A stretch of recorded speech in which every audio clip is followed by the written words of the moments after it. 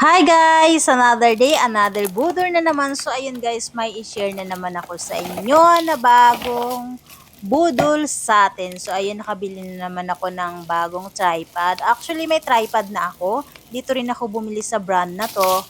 Kaya bumabalik ako sa brand na to. Yung ginagamit kong mic ngayon, itong brand din na to. Yung TNW. Hindi talaga ako na ano sa TNW kasi ang ganda ng quality niya guys. Kahit sa tripod, sa mic, napakagandang quality talaga.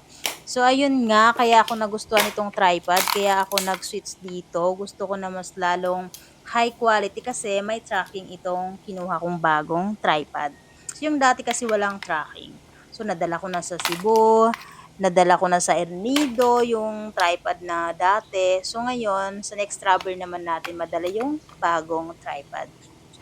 So, yan ang dati kong tripod yung isa. Tapos ito naman yung bago, yung may tracking.